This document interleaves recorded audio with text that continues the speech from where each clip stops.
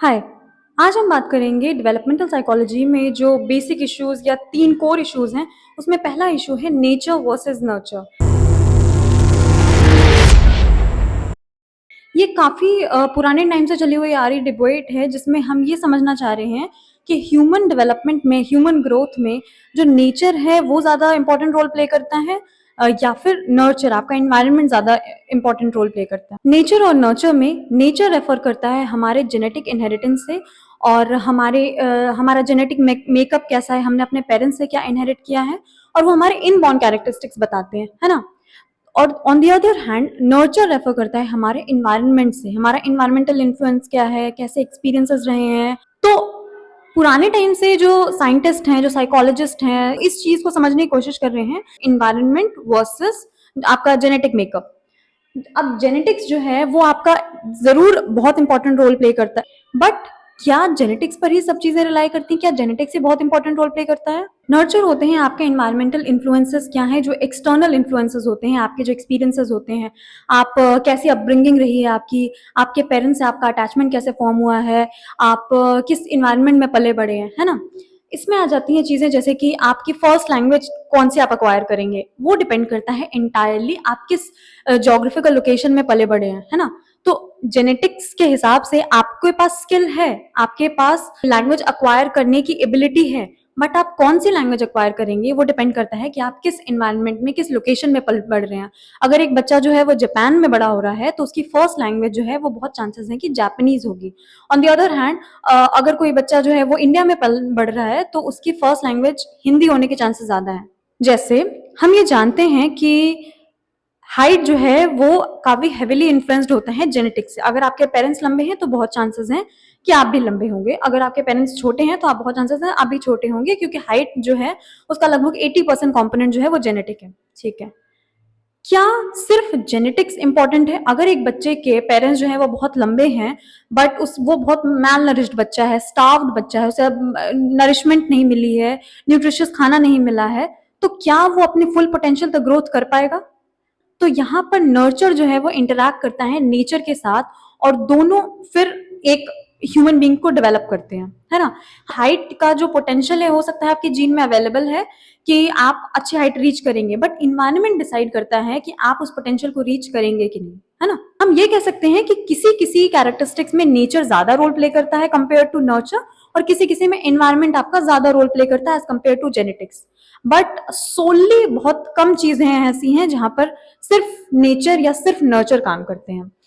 एक एग्जाम्पल से समझते हैं कैसे नर्चर और नेचर साथ में इंटरैक्ट करके एक आउटकम जो है वो प्रोड्यूस करते हैं। मैमल्स ऐसे ऑर्गेनिज्म होते हैं जिनके पास मेमोरी ग्लैंड होता है और जो अपने यंग वंस को दूध पिलाते हैं। ठीक है, जो एक न्यू बॉर्न बेबी होता है, जो इन्फेंट होता है, उसको दूध पिलाया जाता है। ग्लूकोज जैसा एक और शुगर कंपोनेंट होता है लैक्टोज। लैक्टोज जो है वो मिल्क में पाया जाता है, तो जब बच्चा जो है वो ब्रेस्ट फीड करता है तो उस मिल्क में लैक्टोज प्रेजेंट होता है।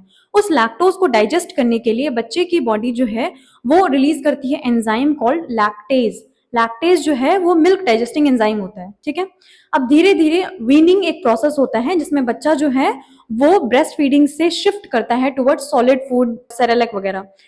तो धीरे धीरे टाइम के साथ जो है वो उसकी बॉडी ये लैक्टेज नाम का एंजाइम जो है वो बनाना बंद कर देती है।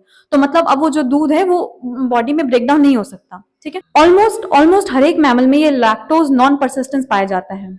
ये हो गया नेचर। ठीक है, ये एक नॉर्मल एंसेस्ट्रल पैटर्न है, यही होता आया है। बट फिर कुछ हुआ, फिर अराउंड 9 to 10,000 ईयर को कुछ ऐसा हुआ जिसने इस चीज को बदल दिया। क्योंकि आप सोच रहे होंगे कि नहीं, हमें तो कुछ ऐसे प्रॉब्लम नहीं होती दूध पीने के बाद या कुछ भी। फिर क्या हुआ कि ह्यूमंस जो है वो डोमेस्टिकेट करने लग गए एनिमल्स को और फार्मिंग करने लग गए। अब जब एनिमल को डोमेस्टिकेट करने लग गए तो उनके पास मदर्स मिल्क के एक्सेस के अलावा cows milk, goats milk, sheeps milk, बहुत अलग अलग वेरिएंट्स ऑफ मिल्क जो है वो उनके पास होने लग गया। और वो एक काफी इंपॉर्टेंट रिसोर्स था, एक ऐसा इन्वायरमेंट जहां पर काफी प्रेवलेंट न्यूट्रिशियस रिसोर्स अवेलेबल है, मिल्क। और अगर वहां पर आप लैक्टोज इंटॉलरेंट होते हैं, आप उस चीज को डाइजेस्ट नहीं कर पाते अपनी बॉडी में, तो वो आपके लिए बहुत प्रॉब्लम क्रिएट करता है ना। तो फिर डिफरेंट ह्यूमन पॉपुलेशन जो है, जहां पर ये डेयरी फार्मिंग काफी एक्सटेंसिवली हो रहा था, वहां के लोगों ने इंडिपेंडेंटली इवॉल्व कर लिया ये जेनेटिक वेरिएंट जो एसोसिएटेड है with lactase persistence. Lactase persistence मतलब होता है कि अब आप अपने अडल्टहुड में भी लैक्टोज को ब्रेक डाउन कर सकते हैं अपनी बॉडी में और डाइजेस्ट कर सकते हैं with the help of lactase enzyme. तो अब जो है वो इन्फेंसी के बाद जो है लैक्टेज एंजाइम का प्रोडक्शन जो है वो बंद नहीं हो रहा है, और वो तभी भी है कि आप बड़े होके भी दूध को जो है वो डाइजेस्ट कर पाते हैं अपनी बॉडी में। तो नेचर ने तो ये डिसाइड किया था कि नहीं नहीं, आपको ब्रेस्ट फीडिंग के बाद जो है ये एंजाइम की प्रोडक्शन जो है वो बंद हो जाएगी, लेकिन नर्चर ने उस चीज को मोल्ड कर दिया आफ्टर बार बार ये चीज होते हुए। सपोज करते हैं कि एक पॉपुलेशन के दो जेनेटिक टाइप्स प्रेजेंट है, एक जो अपने अडल्टहुड में भी जो है वो मिल्क को डाइजेस्ट कर सकता है, और दूसरा जो मिल्क को डाइजेस्ट नहीं कर सकता है, जिसमें लैक्टेज इनटॉलरेंस है। ठीक है, मिल्क जो है वो एक इंपॉर्टेंट फूड रिसोर्स है, और क्योंकि वो उसको डाइजेस्ट नहीं कर सकता है तो वो मर जाएगा उसके बाद। फिर नेचर जो है वो नेचुरली सिलेक्ट करता है कि जिन जिन में ये एंजाइम प्रेजेंट है वो आगे रिप्रोड्यूस कर पाएंगे, उनका सर्वाइवल रेट ज्यादा होगा। धीरे धीरे ऐसा नहीं है कि एक दिन इंसान ने सोचा कि नहीं यार मुझे तो ये रिसोर्स पसंद है मैं ये करूंगा, तो ऐसा नहीं हुआ। बहुत टाइम तक होता हुआ आया, फिर जाके ये जेनेटिक शिफ्ट आया। और ऐसा नहीं है कि यूनिवर्सली एप्लीकेबल है, ऐसे एरियाज जहां पर काफी एक्सटेंसिवली फार्मिंग हो रही थी, सिर्फ वहीं पर लोगों में ये जेनेटिक जो है वो चेंज आया है, जैसे कि northern Europe, Sweden, Netherlands, Germany, कुछ साउथ एशियन कंट्रीज, कुछ अफ्रीकन कंट्रीज, जहां पर काफी एक्सटेंसिवली फार्मिंग हो रही थी और दूध as a food resource available था वहां पर, है ना। तो हम कहने को ये कह सकते हैं कि कुछ लोग ऐसे होते हैं जिनमें एक जीन प्रेजेंट होता है जो कि मिल्क डाइजेस्ट कर सकता है, और कुछ लोग ऐसे होते हैं जिनमें वो जीन प्रेजेंट नहीं होता है ना। हम कह सकते हैं कि ये देखने में तो ऊपर ऊपर से ऐसा ही लग रहा है कि इसमें नेचर का काफी इंपॉर्टेंट रोल है, but we have to understand कि नर्चर जो है वो नेचर के साथ इंटरैक्ट करता है, और फिर ये नेचुरली सिलेक्ट होता है कि जिनमें प्रेजेंट होगा फिर वो आगे रिप्रोड्यूस करेंगे, फिर उनके बच्चों मेटिकली उस चीज को इनहेरिट करेंगे, फिर वो आगे रिप्रोड्यूस करेंगे, और फिर ये चीज जो है वो वाइडली अवेलेबल होगी, है ना। तो ये एक क्लासिक एग्जाम्पल है कि कैसे नेचर और नर्चर आपस में इंटरैक्ट करते हैं और फिर एक आउटकम प्रोड्यूस करते हैं।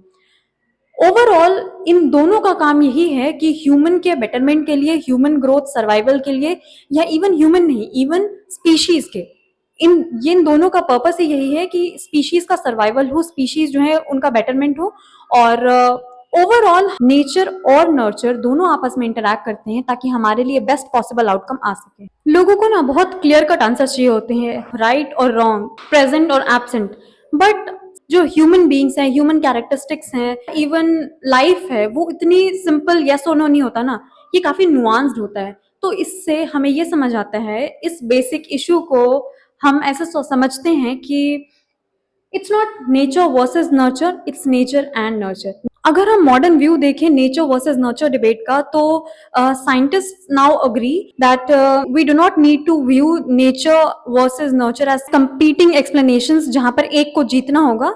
इंस्टेड मॉडर्न व्यू ये कहता है कि नेचर जो है वो आपको biological pre disposition and potential provide करता है, और नर्चर जो है वो शेप करता है कि वो पोटेंशियल्स कैसे डेवलप होंगे या एक्सप्रेस होंगे। You are not the battleground upon which nature and nurture fight. No, no, no. Absolutely not. You are the canvas upon which they collaborate. You are the product of their interactions. तो ये हो गया पूरा nature और nurture का debate जो इतने सालों से चला आ रहा है, जो हमारा पहला कोर इशू। तो मिलते हैं अगले लेसन में, ठीक है, बाय।